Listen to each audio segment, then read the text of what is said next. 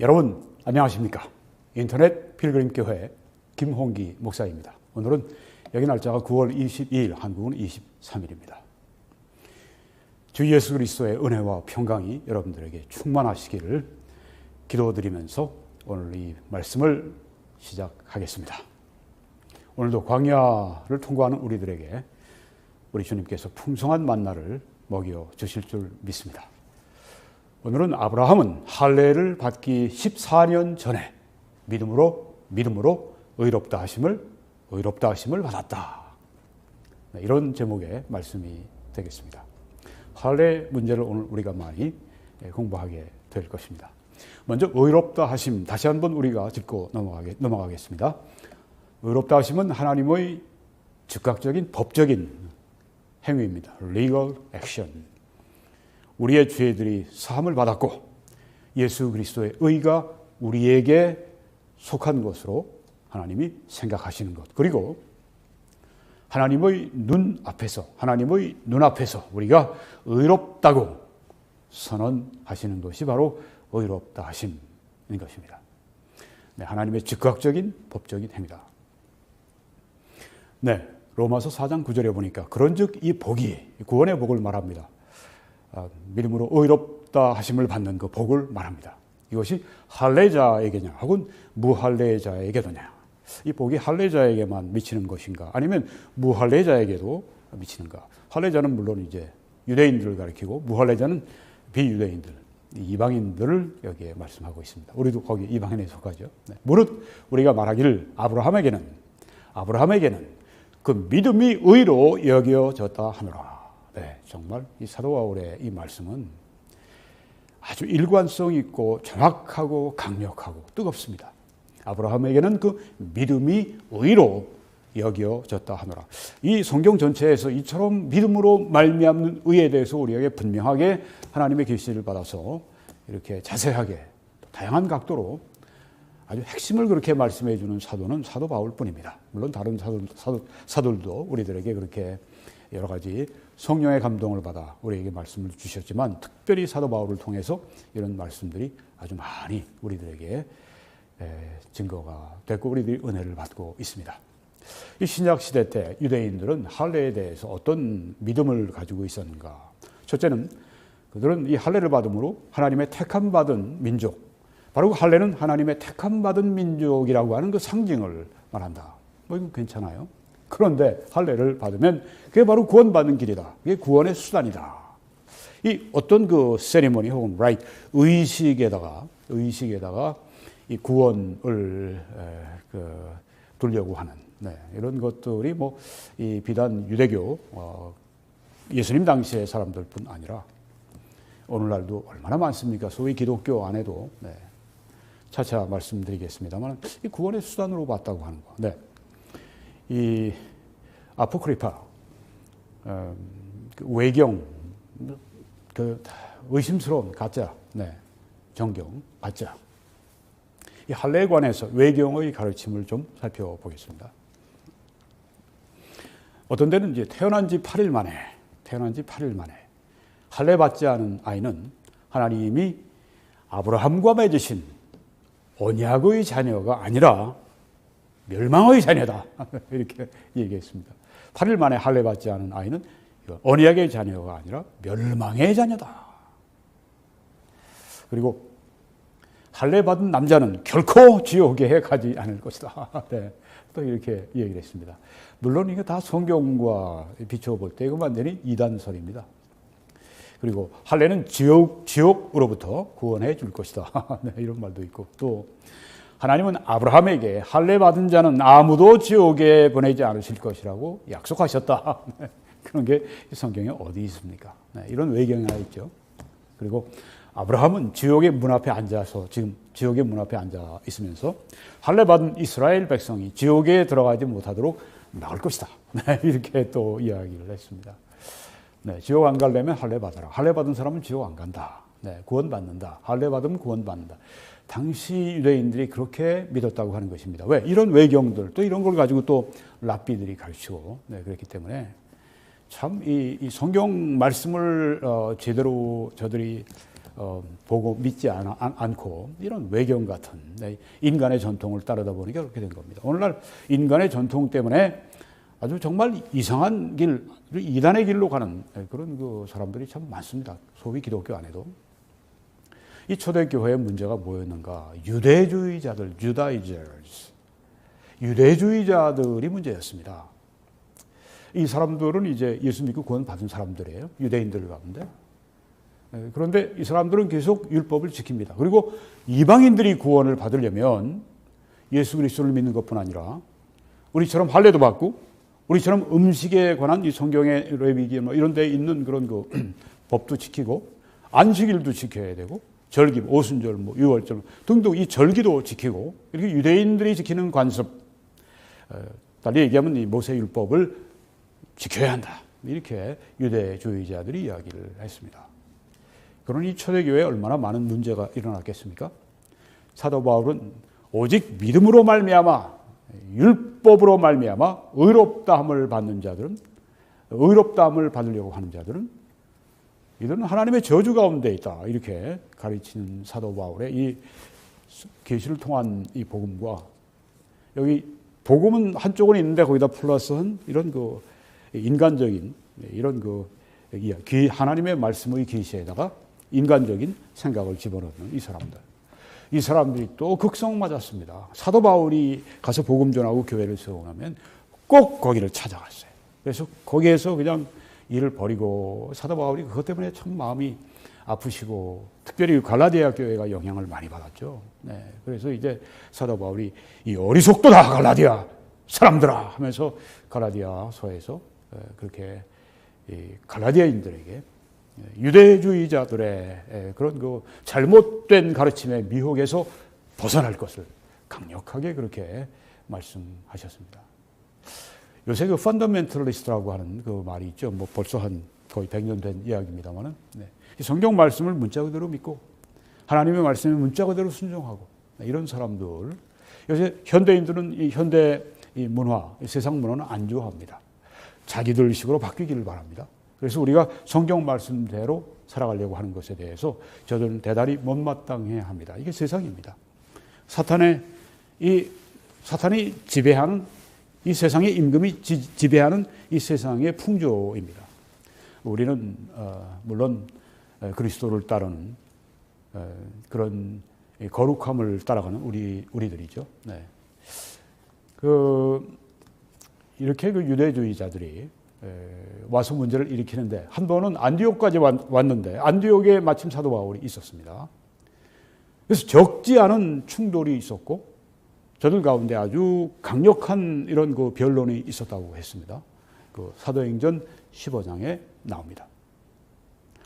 사도 바울이 안디옥에 있는데 거기까지 와서 사도 바울이 그처럼 이 복음의 말씀 위에 세우고 있는 그 사람들, 사도 바울이 세워놓은 그 양들을 와서 해치고 이렇게 하는 것을 볼 때 정말 참된 목자라면 피를 흘리 각오하고서 싸우지 않겠습니까? 네, 우리들이 뭐 무력으로 싸우는 사람들이 아니죠. 네, 우리들은 이 하나님의 말씀을 가지고 이 진리의 검을 가지고 성령의 검을 가지고 이 잘못된 가르침을 가르치는 이 늑대들과 싸우는 우리 목동들, 우리 목자들 아니겠습니까? 네, 사도 바울은 그 일을 정말 잘하셨어요. 누구보다. 우리가 소신을 보게 되면 사도 바울의 아주 강력한 교회를 지키려고 하는 거짓 교리들로부터 교회를 보호하려고 하는 그런 그 사도 바울의 아주 충성심 그리고 사도 바울의 그런 아주 열정, 헌신, 희생 이런 것들을 우리가 볼 수가 있습니다. 내가 밤낮 눈물로 너희 각 사람을 훈계하던 것을 기억하라.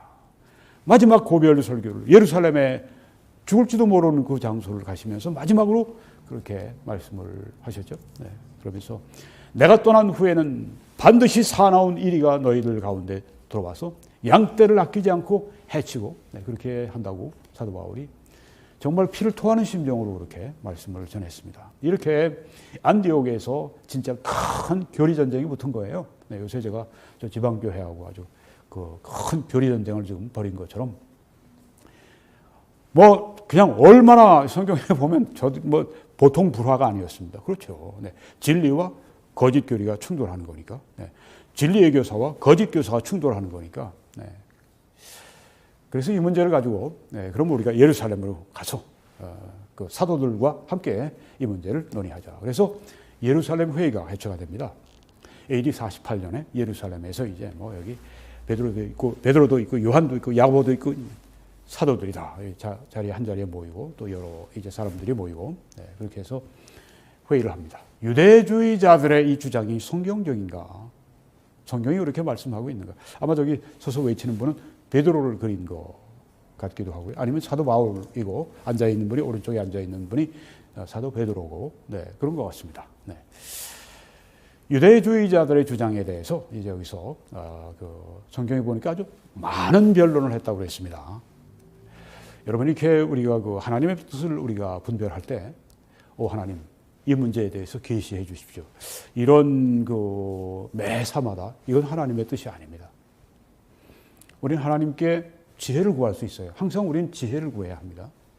어떤 사람들은 뭐 직통 계시받는다고 뭐 그런 사람들 대부분 그 사람들 잘못되는 사람들입니다. 직통 계시가 어디 있어요? 직통 계시가 어디 있습니까? 계시는 이미 여기에 이 성경의 저자들이 이 요한계시록을 끝으로 성경을 쓰게 하시는 하나님의 직접적인 계시는 이제 끝났습니다. 이제는 이 계시의 말씀을 이해하는 성령의 조명, 일루미네이션이라고 그렇게 얘기를 합니다. 성령이 조명해 주십니다.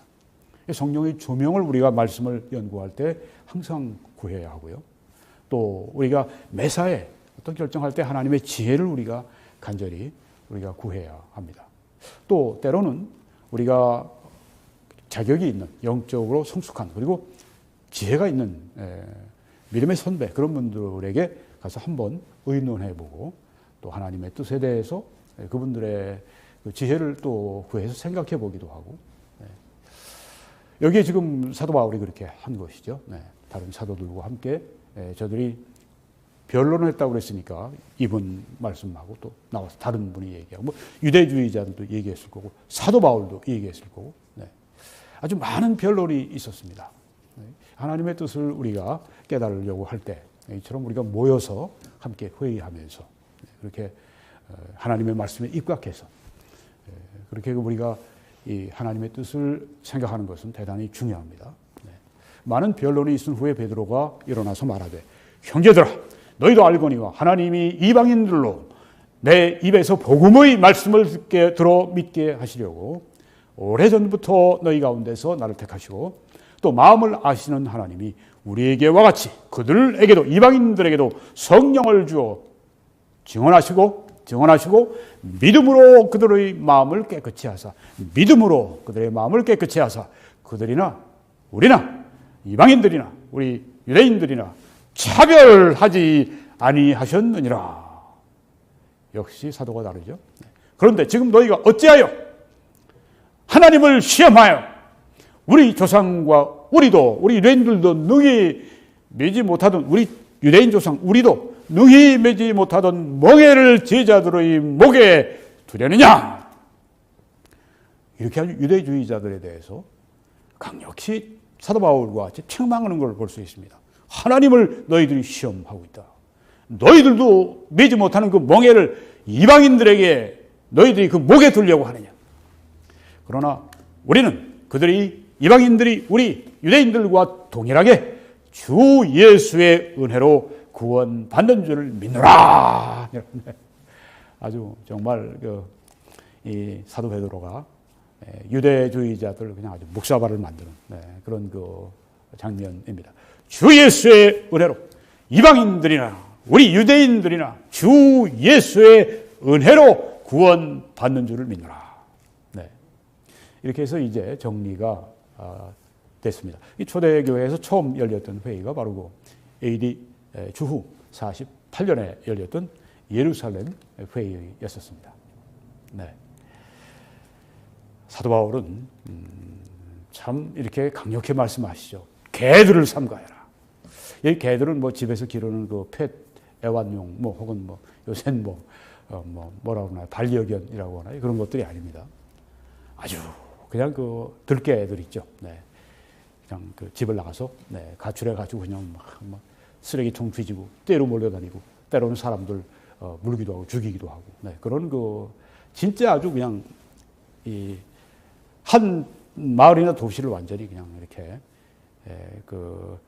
폐허로 만들 만큼 아주 그렇게 이 사도 바울은 유대주의자들 개들이라고 여기 말씀하는 걸 볼 수 있습니다. 이런 표현은 우린 다른 성경에서 볼 수가 없어요. 사도 바울이 개들을 삼가라 이렇게 사도 바울이 아주 강력하게 그렇게 말씀을 여기 전하셨습니다. 이단에 대해서 아주 그냥 추상같이 개들을 삼가라. 개들을 삼가라. 행악하는 자들을, 죄 짓는 자들을 삼가야라. 몸을 상해하는 일을 삼가라. 몸을 상해하는 건 이제 할례를 말하는 것 같은데, 할례로 뭐 구원받고 뭐 할례 받아야 구원받고 너희들도 이방인 너희들도 구원받으려면 예수 믿는 것만 가지고는 안 돼. 너희들도 또한 할례를 받아야 돼. 구원받는 문제에서는 할례는 그냥 몸을 상해하는 정도밖에 이게 안 되는 거죠. 그렇게 말씀하면서 하나님의 영으로 예배하며 그리스도 예수 안에서 자랑하고 육신을 신뢰하지 아니하는 우리가 곧 할례파라. 뭐 할례 행하고 뭐 육신적으로 뭘 행하고 뭐 율법을 지키고 내 육신을 신뢰하고 그게 아닌 우리가 곧 할례파라. 이 할례파는 우리가 마음의 할례를 받은 사람들의 성령으로 말미암아 마음의 할례를 받은 세상 사랑으로부터 죄의 사랑으로부터 우리가 떠나고 하나님을 사랑하는 그 마음을 가지게 된 그게 바로 참 할례파입니다. 그런즉 그것이 어떻게 여겨졌느냐? 어떻게 믿음으로 말미암은 의? 아브라함이 믿음으로 말미암아 의롭다함 받았는데 그게 아브라함이 할례를 받았을 때냐? 아니면 할례를 받지 않았을 때 그런 일이 일어났었는가? 아브라함이 하나님을 믿음에 이것을 그의 의로 여기셨다는 말씀이 아브라함이 이미 할례 받고 있었던 거냐? 아니면 아브라함이 할례를 받지 않은 그 상황에서 일어난 일이냐? 할례시가 아니요. 무할례신이라. 아브라함이 의롭다함 받고 그 다음에 약 14년 후에야 할례를 받았습니다. 할례라고 하는 것은 하나님의 백성을 구별을 하는 육체적인 인종적인 정체성의 표입니다. 유대인들, 할례 받은 유대인들. 또 할례는 아브라함의 후손들을 택함 받은 백성으로 성별을 하는 하나님의 언약의 표입니다. 아브라함의 후손들을 유대인들을 택함 받은 백성으로 거룩하게 구별하는 하나님의 언약의 표다. 그러니까 할례를 받은 그 유대인들은 우리는 유대인이다. 인종적으로. 그뿐 아니라 하나님의 언약의 표를 받은 우리는 택함 받은 우리는 그런 민족이다. 이런 의미가 그 할례에 포함되어 있습니다. 근데 이 할례가 광야 생활 가운데 그 가데스 바네아에서 불신하고 말이죠. 그냥 하나님 약속을 막 불신해버리고 온 그냥 이스라엘을 다 아주 그냥 불신으로 가득 차게 만들어 저들이 막 광야 그 가데스 바네아에서 통곡을 하죠. 우리를 어떻게 여기로 인도하셨습니까? 하나님.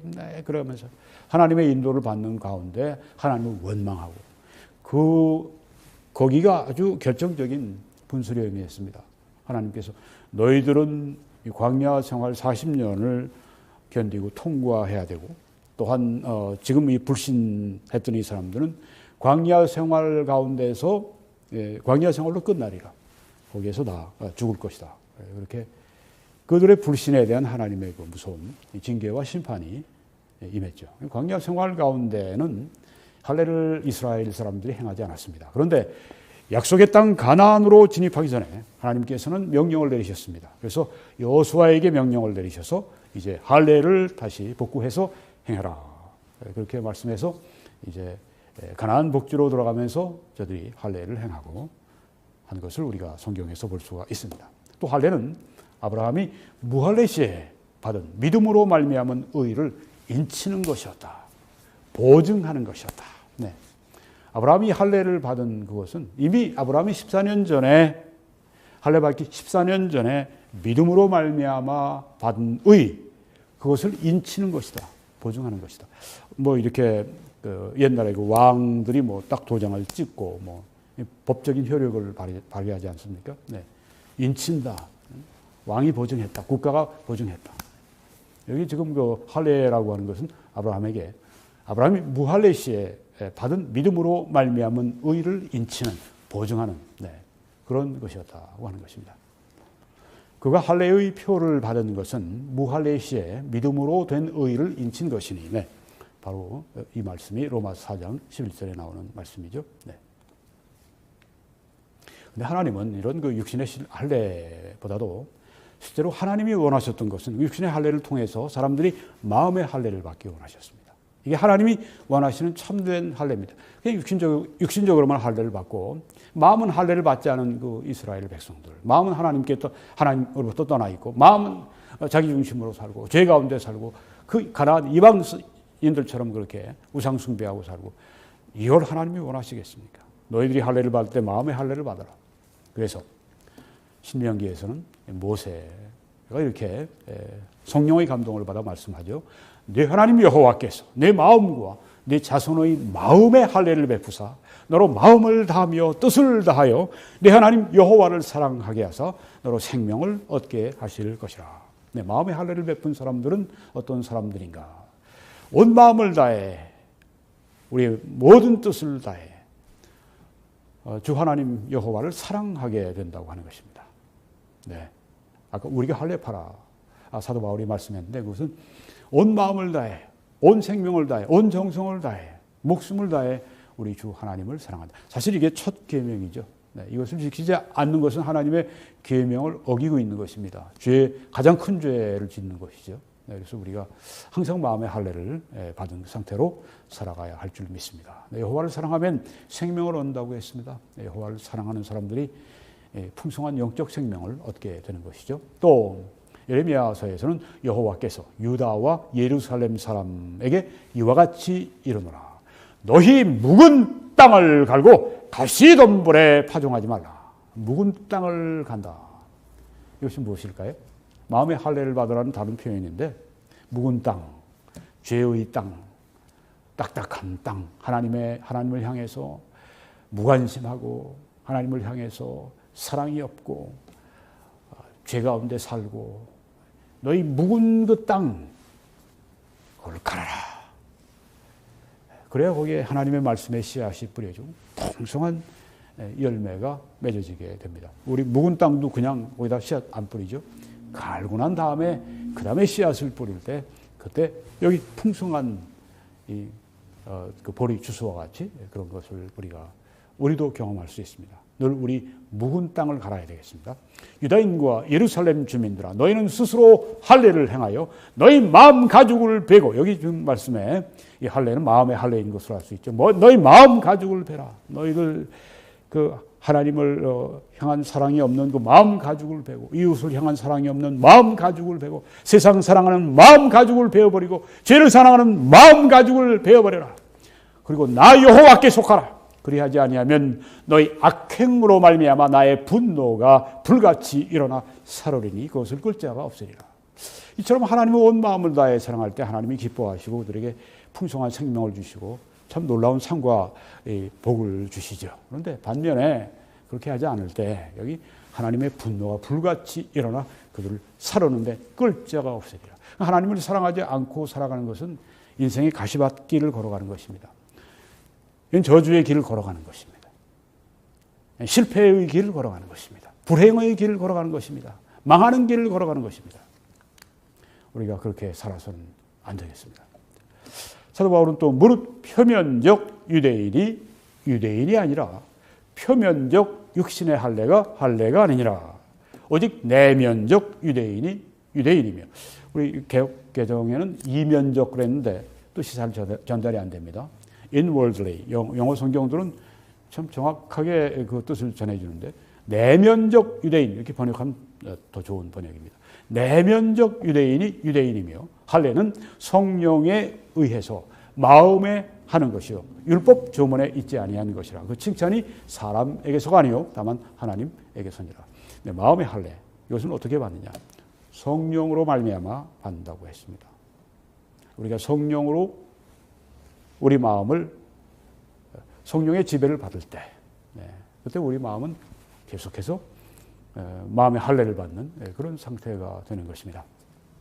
이스라엘의 모든 남자아이들이 할례를 받을 때 그것은 그 사람의 심령의 영적인 할례가 필요하다고 하는 것을 증거하는 것이고 또 그들의 심령, 마음이 깨끗게 돼야 한다고 하는 것을 증거하는 것입니다. 그러니까 할례는 이런 그 상징, 그래서 이런 의미를 가지고 있습니다. 할례를 행할 때 너희들 마음의 할례를 받아라.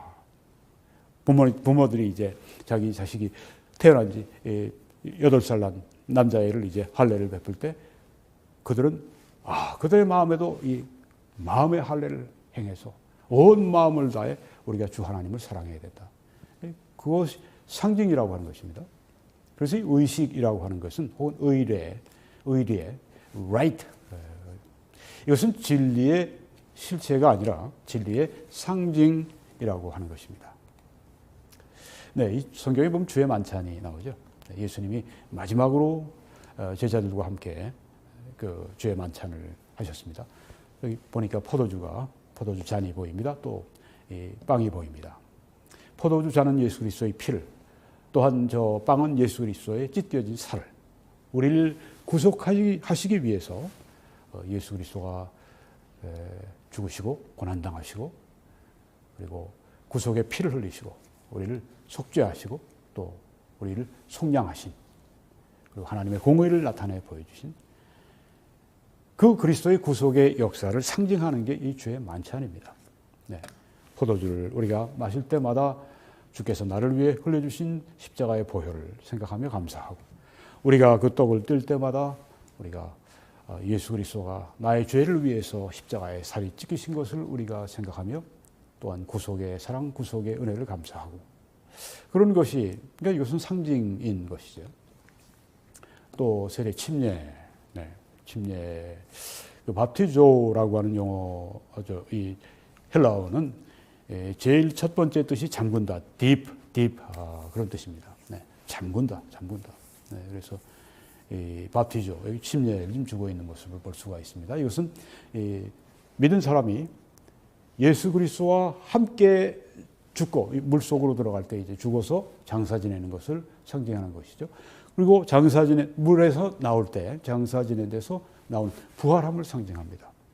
예수 그리스도를 믿을 때 우리를 예수 그리스도 안에 두시고 예수 그리스도와 연합하게 하시고 영적인 연합을, 완전한 연합을 이루게 해 주시고, 그래서 예수 그리스도가 죽으신 것처럼 우리도 그 안에서 예수님과 함께 죽고 예수님이 장사 지낸 바 되셨다가 부활하신 것처럼 우리도 예수님 안에 있는 우리가 그렇게 부활한 것을 상징하는 것이 바로 이 세례 침례인 것입니다. 이것이 사람을 구원하는 것이 아닙니다.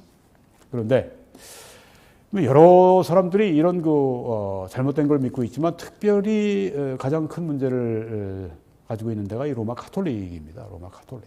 제일 단체로는 크지만은, 참 이 교리 문제에 있어서는 참 정말 문제가 많아요. 로마 가톨릭 교리 가운데 세례를 받으면 구원받는다.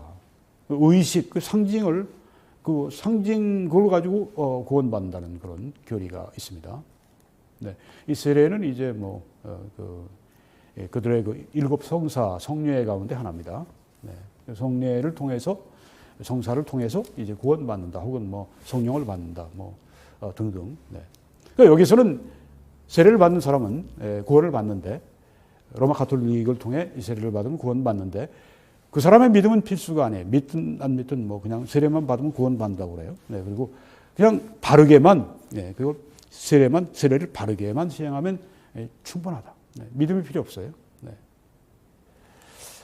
그 Fundamentals of Catholic Dogma, 이 가톨릭 교리의 아주 근본적인 진리를 책으로 쓴 이 루드비히 오트 박사는 신학자죠. 가톨릭 신학자. 이렇게 적었습니다. 성례 혹은 성사, 세크라멘트, 이거는 신적인 기관, 가톨릭입니다. 에 의하여 거룩함과 의를 가져오고 나타내는 능력을 가지고 있다. 성례, 성사를 받으면, 칠성사, 받으면 거룩함과 의를 가져온다. 네. 의가 그렇게 그냥 의식을 통해서 오나요? 아브라함은 어떻게 의롭다함 받았습니까? 믿음으로 말미암아 의롭다함 받았습니다. 여기는 믿음이 필요 없는 거예요. 그냥 그 의식만 받으면 돼요. 이게 성경에 있습니까? 전혀 성경과 다른 이야기를 지금 하고 있습니다. 로마 가톨릭은 이런 면에서 이 성경과 전혀 다른 길을 가고 있습니다. 이걸 알아야 합니다. 또 이렇게 이야기를 했습니다. 오트 박사는 세례는 영원한 그리고 현세의 죄의 모든 심판에 대한 용서를 가져온다. 네, 세례가. 네. 그리스도의 보혈은 여기 하나도 없네요. 그렇죠? 또 이 트렌트 종교회의라고 1545년, 1563년 이 루터의 종교개혁 1517년 그 이후에 이 반종교 그 운동이 일어났는데 트렌트 종교회의가 이제 절정입니다. 거기에서 이제 이런 이 교리가 주어졌습니다. 세례 시에 주어지는 우리 주 예수 그리스도의 은혜에 의해서 원죄의 책임과 심판에서 해방된다는 것을 부인하는 자라. 다시 세례 시에 주어지는 우리 주 예수 그리스도의 은혜에 의해서 원죄의 책임과 심판에서 해방된다는 것을 부인하는 자나 죄의 참된 본질을 가진 것, 즉 원죄의 전부가 제거되지 않았다고 주장하는 자는 누구든지 저주를 받을지어다 이렇게 얘기를 했습니다. 저주를 받을지어다. 근데 여기서 뭐라고? 세례 받으면 원죄에서 해방된다. 책임과 심판에서 해방된다. 용서받는다. 네. 이거 안 믿으면 저주를 받을지어다. 이렇게 얘기를 했습니다. 이게 성경에 있나요? 세례 받으면 구원받는 baptismal regeneration이라고 하는데 이거 없죠. 없습니다. 오직 믿음으로 의롭다 하심 받는다고 우리가 귀가 따갑도록 사도 바울의 이 성령의 계시를 통해 받은 복음이 우리들에게 그렇게 말씀해 주고 있습니다. 네. 교황 혹은 추기경들 혹은 뭐 교회 회의를 통해서 이루어진 뭐 그런 어떤 그 교회의 전통을 믿을 것이냐 아니면 하나님의 말씀을 믿을 것이냐. 물론 말씀 믿어야죠. 네. 이 전통이 성경과 같다면 우리가 참고할 수 있지만 이 성경과 정반대의 길을 걸어가면 이건 사도 바울은 그래서 그런 것을 여기 성경에 보면 내가 배설물로 여겼다고 했습니다. 네. 캐톨릭 신자들이 들으면 막 화를 내겠지만 뭐 저한테 화내지 마세요. 사도 바울에게 화를 내시기 바랍니다. 성경을 한번 보시죠. 베드로가 이르되 너희가 회개하여 각각 예수 그리스도의 이름으로 세례 침례를 받아라. 사람들은 어떻게 그 초대교회 때 세례 침례를 받았습니까? 회개한 사람들이 받았습니다. 그렇죠? 네, 그리고 그 말을 받은 사람들은 세례 침례를 받으매. 즉 베드로의 이 복음 전파, 네, 너희가 십자가에 못 박은 예수를 하나님이 주와 그리스도가 되게 하셨느니라. 그리고 복음의 그 말씀을 들은 그 사람들은 믿은 사람들이에요. 받은 사람들이니까. 네. 그때 세례 침례를 받았습니다. 믿은 사람들이 받았습니다. 그래서 이제 그런 용어가 있죠. Believers baptism. 신자들의 침례다. 믿은 사람들이 침례 세례를 받아야 한다. 네. 특별히 이 침례교회에서는 Believers baptism. 신자들의 침례. 그래서 어른만 왜 뭐 청소년이라도 뭐 믿으면 신자가 되면 초등학생이라도 믿으면 네, 정말 믿고 구원받은 그 아이들에게 네, 그렇게 그 침례를 주는 것이죠. 네. 또 그들이 믿고 남녀가 다 세례 침례를 받으니 믿고 받았죠. 네. 뭐 세례를 받으니까 구원받았다. 그런 게 성경에 어디 있습니까? 있으면 한번 가져와 보세요. 없습니다. 또 그 내시가 그 에티오피아 내시가 이제 예루살렘에 왔다가 이제 자기 그 고향으로 나라로 가고 있는데 광야에서 마차를 타고 내려가고 있는데 아직 구원을 못 받았어요. 예루살렘에 와서는 답을 발견하기를 원했는데 그래서 그냥 내려가면서 또 읽은 데가 어디냐면 이사야 53장 구약에 나와 있는 그 복음 아주 그냥 그 진짜 정수가 거기에 있는 이사야 53장을 읽고 있는 그때 이제 하나님께서 빌립을 막 그냥 급히 파송하셨습니다. 그래서 빌립이 이제 그 마차로 가서 메시에게 당신이 읽는 것을 깨닫느냐? 그러니까 가르쳐주는 사람이 없는데 어떻게 내가 깨달을 수 있습니까? 어서 올라오셔서 나에게 가르쳐 주세요. 뭐 턱 보니까 뭐 자기가 배울 사람이다 싶으니까. 그래서 이제 거기서 이 빌립이 그리스도의 복음을 전하니까 내시가 마음이 다 준비됐던 사람들 아닙니까? 이 사람이요. 네, 그냥 뭐 이사야 53장을 읽으면서 하나님 이 구원의 길을 찾던 그 사람 아주 뭐 딱 그냥 아주 하나님이 택하신 사람이죠. 네, 택하신 시간에 택하신 사람을 통해 이제 택하신 영혼을 구원하시는데, 자, 다 믿고 난 다음에 그 내시가 대답하기를 나는 예수 그리스도가 하나님의 아들임을 믿으니 길 가다가 물 있는 곳에 이르러서 그 내시가 말하되 보라 물이 있으니 내가 세례 침례를 받지 못할 이유가 무엇인가? 네. 정말 아주 화끈한 분입니다. 네, 믿음이 아주 화끈한 분이에요. 네.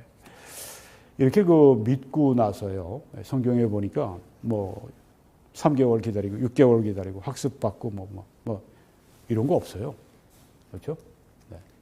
내가 믿었는데 가다 보니까 물이 있는데 내가 왜 세례 침례를 받는데 내가 안 받을 이유가 뭐야? 침례 세례를 달라고 그래서 거기서 이제 받은 거예요. 어떻게 세례 침례를 받습니까? 믿은 사람들이 받았죠. 믿지도 않는 사람을 불러다 놓고선 세례를 베푸느라 탁 원죄에서 완전 해방받았느니라. 이런 게 어디 있습니까? 네. 좀 심한 표현을 하면 이거 사기죠. 영적 사기, 교리적 사기죠. 또 이 빌립과 내시가 둘 다 물에 내려가서 빌립이 세례 침례를 베풀고 그렇죠? 믿고. 네. 형제 사울아, 여긴 또 지금 아나니아가 말하는 것입니다. 사울이 이제 막 살기가 등등해서 공문서를 받아가지고 대제사장들에게 이제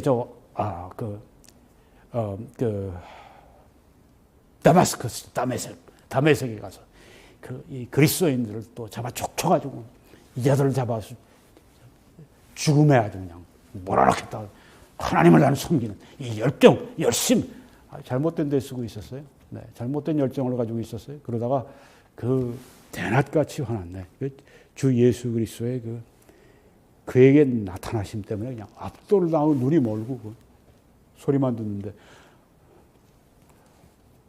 누구십니까? 당신은 누구십니까? 나는 내가 박해하는 예수라! 나는 예수 그리스도를 박해한 적이 없는데. 바로 예수 그리스도를 믿는 사람들을 박해하는 게 예수 그리스도를 박해하는 것이었어요. 얼마나 큰 죄를 짓고 있었어요?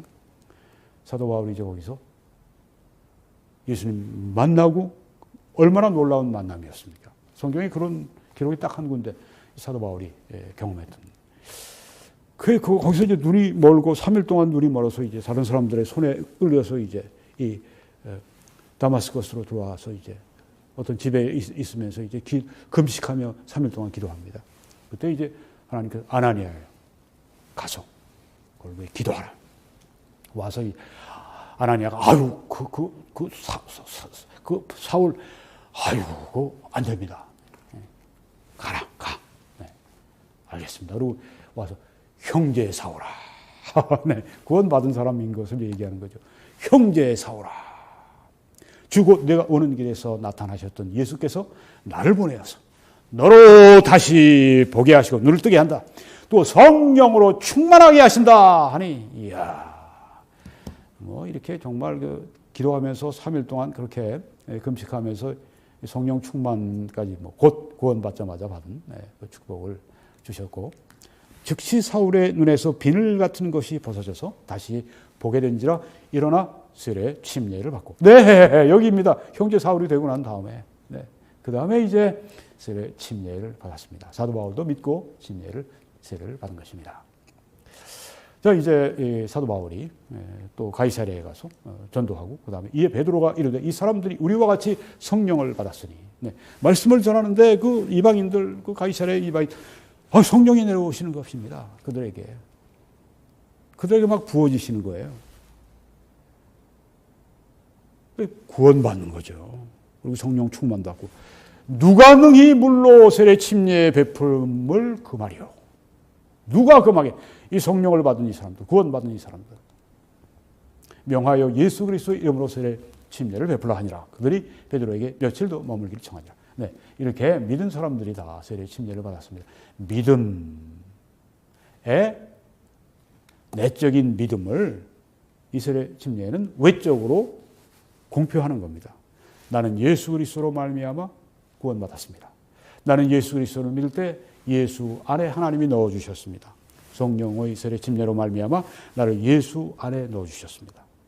그래서 예수 그리스도와 함께 나는 죽었고 함께 장사 지내고 부활했습니다. 특별히 물 침례는 그걸 잘 말해주죠. 네. 그걸 증거하는 겁니다. 내 안에 이루어진 하나님이 나를 구원하신 내 안에 하나님이 역사하신 구원의 역사를 증언하는 게 이스라엘 침례인데 로마 가톨릭에서는 뭐 세례만 받으면 나 믿지 않아도 돼. 세례만 이 로마 가톨릭에서 받으면 너는 구원받는다. 이 말도 안 되는 것입니다. 이게 정말. 네. 자, 두아디라시에 있는 자색 옷감 장사로서 하나님을 섬기는 루디아라 하는 한 여자가 사도 바울이 전도하는 말을 듣고 있을 때 주께서 그 마음을 열어서 바울의 말을 따르게 하신지라. 이 성령의 역사죠. 네. 그 마음을 열어서 그 바울의 전도하는 말을 복음의 말씀을 믿고 따르게 한지라. 믿었어요. 그와 그 집이 다 세례 침례를 받았다. 믿고 세례 침례를 받은 게 여기 또 나오죠. 이게 성경입니다. 성경대로 믿어야죠. 주의 말씀을 그 사람과 그 집에 있는 모든 사람에게 또 가서 전했습니다. 네, 여기 지금 그 어디냐 하면은 옥에서 일어난 일이죠. 네. 하나님께서 막 옥토를 흔들어 버리시니까 지진으로 옥문이 막 열리고 네, 사도 바울이 이제 갇혀 있다가 매를 맞고 갇혀 있다가 이제 옥문이 막 열리고 그러니까 간수가 있다가 깜짝 놀라가지고 자결을 하려고 했습니다. 왜? 죄수들이 도망가니까. 네. 그런데 사도 바울이 이제 내 몸을 상하게 하지 말라. 그리고 그에게 복음을 전합니다. 그 사람 믿었어요. 그리고 주의 말씀을 그 사람과 그 집에 있는 모든 사람에게 전했습니다. 믿었어요. 그리고 그 밤 그 시각에 간수가 그들을 데려다가 그 맞은 자리를 씻어주고 자기와 온 가족이 다 세례 침례를 받네. 믿고 세례 침례 받았다고 성경이 말씀하지 않습니까? 언제 받았어요? 믿자마자 받았어요. 뭐 6개월 뭐 학습이고 뭐 기다릴 필요 없어요. 그냥 성경대로 믿자마자 나는 구원받았고 나는 예수와 함께 이제는 죽었고 장사 지내고 영적으로 살아나고 이제 그것을 증언하겠습니다. 나는 그리스도인 됐습니다. 신고식하는 게 바로 이 세례 침례라고 하는 겁니다. 빨리 할수록 좋아요. 빨리. 네. 또 회당장 그리스도가 온 집안과 더불어서 주를 믿으며 수많은 고린도 사람도 듣고 믿어 그렇죠? 세례 침례를 받아라. 성경에 나오는 게 모든 게 다 이렇게 믿고 예수 그리스도를 구주로 믿고 그 다음에 곧 세례 침례를 받는 것이 나오지 않습니까? 이대로 하자고 하는 겁니다. 이대로. 그 사람 정말 구원받았는가 확인하고 구원받았으면 당장에 뭐 오늘 그런 준비가 안 돼 있으면 이번 주일에 교회 와서 당장에 받으십시오. 혹은 뭐 강에 가서 전 뭐 팔당댐인 거기서 침례를 베푼 적도 있으니까 뭐 팔당댐 밑에 물 흘러오는 여기서도 뭐 우리 캐나다에는 호수가 많으니까 뭐 호수에 가서 제가 침례를 베푼 경우도 있고 그렇습니다. 곧 믿고 곧 세례 침례를 받아라. 이 세례 침례 이것은 여기 그 침례가 이제 그리스도인이 그리스도와 함께 죽고 부활했다고 하는 것을 너무나 잘 이렇게 묘사하고 상징하는 것입니다. 참, 하나님의 지혜가 놀랍고 우리에게 주신 상징이 참 놀랍습니다. 그 주의 만찬도 보세요. 거기 그 주의 피, 주의 찢겨지신 살, 그걸 우리들에게 그 먹으면서 마시면서 그 우리가 생각하게 하시고 또 여기에 지금 이제 성도가 돼서 물에 잠기는 죽고 부활함 예수와 함께 그걸 상징합니다. 그래서 로마서 6장 3절 4절에 여기서 뭐 물로 향한 침례가 아니라 성령으로 말미암은 그 침례를 말하고 있는데 이게 물에 잠그는 거니까 제가 침례라고만 읽겠습니다. 무릇 그리스도 예수 안으로 침례를 받은 우리는 뭐 여기에는 개역개정 그리스도 예수 합하여 침례를 받은 우리는 했는데 침례를 받았다고 하는 것이 잠겼다고 하는 것이죠. 그러니까 예수 그리스도 안으로 잠겼다. 바로 그것입니다. 성령이 그렇게 하셨다. 이걸 성령 침례라 그렇게 말씀하죠. 그의 죽으심 안으로 침례를 받은 잠긴 줄을 너희가 알지 못하느냐. 언제 그런 일이 일어났습니까? 믿을 때 누가 성령이 그 일을 주셨습니다. 알지 못하느냐? 많은 사람들이 지금도 모르고 있어요. 그러므로 우리가 그의 죽으심과 아파요. 침례를 받음으로. 네. 그의 죽으심 안으로 우리가 잠김으로 그와 함께 장사되었나니 이는 아버지의 영광으로 말미암아 그리스도를 죽은 자 가운데서 살리심과 같이 우리로 또한 새 생명 가운데 행하게 하려 합니다. 다시 물에서 나올 때 이것은 부활, 영적 부활을 우리들에게 말씀하고 있는 것입니다. 네, 이제 그런즉 그것이 어떻게 여겨졌느냐? 할례시냐, 무할례시냐? 할례시가 아니요, 무할례시니라. 무할례 때 이 아브라함이 믿음으로 의롭다함을 받았다. 아브라함이 할례를 받은 때는 99세 때입니다. 그때는 이스마엘이 13살 때입니다. 여기 말씀에 하나님께서 너희 중 남자는 다 할례를 받아라. 이것이 나와 너희와 너희 후손 사이에 지킬 내 언약이니라. 언약의 표로 받아라. 그래서 99세 때 아브라함이 할례를 받았습니다. 그런데 아브라함이 믿음으로 의롭다함 받았을 때는 언젠가 86세 때입니다. 86세 때 이스마엘이 태어나기 전입니다. 할례 받기 13년에다가 플러스 몇 개월 14년 그렇게 보면 되겠습니다. 아브라함이 86세 때 믿음으로 의롭다함 받고 아브라함이 99세 되었을 때 14년 후에 약 14년 후에 그때 이제 할례를 받았고 바로 그런 것입니다. 나이까지 나오죠. 아브라함이 처음으로 언약의 약속을 받았을 때는 또 언젠가 아브라함이 75세 때 받았습니다. 그러니까 75세 때 처음으로 하나님께서 아브라함을 부르시면서 복 주신다고 말씀하셨고 그 다음에 이제 83세가 되었을 때 8년 지났죠. 그때 이제 믿음으로 의롭다함 받았고 그 다음에 이제 약 14년 횟수는 그렇지만 뭐 이렇게 하면 약 14년 99세 때 그때 이제 할례를 받게 되었습니다. 그래서 아브라함은 이방인으로서 의롭다 하심을 받은 것이 됐습니다. 왜? 아브라함 때는 아직 유대인들이 없었거든요. 아주 뭐 중간 이렇게 넘어가는 그때이니까 아브라함은 이방인으로서 의롭다함을 믿음으로 의롭다함을 받았다. 그가 할례의 표를 받은 것은 무할례 시에 믿음으로 된 의를 인친 것이니 할례의 표를 받은 것은 무할례 시 할례 받지 않았을 때 믿음으로 된 의를 인친 것이니 보증이다. 이는 무할례자로서 믿는 모든 자의 조상이 되어 그들도 의로 여기심을 얻게 하려 함이라. 무할례자 우리처럼 이방인들 할례 받지 않는 우리들에게도 믿는 모든 자의 조상이 되어서 왜? 그가 무할례자로서 그가 믿음으로 아브라함이 의롭다함 받은 것처럼 우리 모든 무할례자들 믿음으로 말미암아 예수 그리스도를 믿음으로 말미암아 의롭다 하심 받는 그 다음 올 아브라함의 영적인 후손들의 조상이 되었다고 하는 것이죠. 또한 할례자의 조상이 되었나니 유대인들의 조상이 되었나니 곧 할례 받을 자에게뿐 아니라 우리 조상 아브라함이 무할례 시에 가졌던 믿음의 발자취를 따르는 자들에게도 그러하니라. 무할례 시에 우리도 예수 그리스도를 믿고 의롭다함 받는 아브라함이 그렇게 갔으니까 우리도 그 발자취를 따라가는 자들에게. 그래서 아브라함은 할례를 받기 14년 전에 믿음으로 의롭다 하심을 받았습니다. 그래서 아브라함은 그 할례로 구원받은 게 아니라 의롭다 하심 받은 게 아니라 14년 전에 믿음으로 의롭다 하심을 받은 것입니다.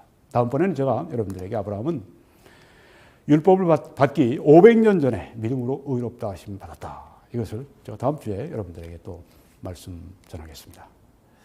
아직까지 예수님을 구주로 영접하지 않으신 분이 계십니까? 지금 그렇게 하십시오. 믿으실 때 오늘 당장 여러분이 구원받으십니다. 아들을 믿는 자, 아들을 영접하는 자, 곧 그 이름을 믿는 자에게는 하나님의 자녀가 되는 권세를 주셨으니 말씀했죠. 그대로 그 자리에서 믿는 그 순간에 이루어지는 구원인 것입니다. 왜? 하나님이 믿음을 선물로 주셨고 하나님이 구원의 역사를 다 십자가에서 이루어 주셨고 믿게 하시고 그래서 구원하시는 것이니까 당장 그렇게 되는 것입니다. 오늘 예수님 저의 구주가 되어 주십시오. 여러분의 마음을 주님께 드리십시오. 그 마음을 주님께서 취해서 여러분들의 삶을 크게 복되게 하시고 또한 영광의 이 땅을 떠날 때 영광의 그 나라로 천국으로 인도하실 것입니다. 여러분 함께 이 사역을 위해 기도해 주시고 전파해 주시고 헌금으로 참여해 주십시오. 이렇게 신실하게 해주시는 분들이 계십니다. 정말 깊이 감사를 드리고 하나님의 크신 축복이 여러분들과 함께 하시기 바랍니다. 여러분, 이 사역이 여러분의 사역이 되게 하십시오. 여러분의 방송이 되게 하십시오. 여러분의 상급이 되게 하십시오. 하나님의 축복의 근거가 되게 하시기 바랍니다. 여러분, 그런 분들에게 우리 하나님은 하나님의 능히 모든 은혜를 너희에게 넘치게 하실 수 있으니 이는 너희로 모든 일에 항상 모든 것이 넉넉하여 모든 착한 일을 넘치게 하게 하려 하심이라고 말씀을 했습니다. 여러분이 하시는 모든 일들, 여러분의 또한 가정, 여러분의 개인, 여러분의 재정, 여러분의 건강, 여러분의 영혼, 여러분의 모든 것, 정말 성경에 요한 3서 2절에 말씀한 것처럼 사랑하는 자여 내 영혼이 잘됨 같이 내가 범사에 잘되고 강건하기를, 내 육신이 강건하기를 내가 간구하노라. 이것이 저의 여러분들을 향한 간절한 기도이고 하나님께서 기도를 확실하게 듣고 계심을 믿습니다. 왜? 하나님의 영광을 위해 기도한 것이기 때문에. 여러분 하나님의 축복을 받고 하나님의 은혜를 받고 하나님의 능력을 받고, 그래서 여러분들이 열매를 많이 맺으면 아버지께 영광이 됩니다. 그래서 여러분들이 하나님 열매를 많이 맺게 해주세요. 하나님, 제가 이 하는 일을 통해서 좀 잘 되어서 제가 좀 더 주님께 많이 드릴 수 있게 해주세요. 그리고 여러분이 그런 기도를 드릴 때 그냥 안 들어주실 것처럼 애걸복걸하지 마십시오. 간절히 여러분이 기도하시지만은 이게 하나님의 영광을 위해서 내가 기도했다고 하는 것을 알면 그걸 간절히 기도하고 나면 믿으세요. 네. 이루어질 줄 믿습니다. 네. 너희가 무엇인지 구하고 기도하는 것은 받은 줄로 믿으라. 그리하면 너에게 그대로 되리라. 네.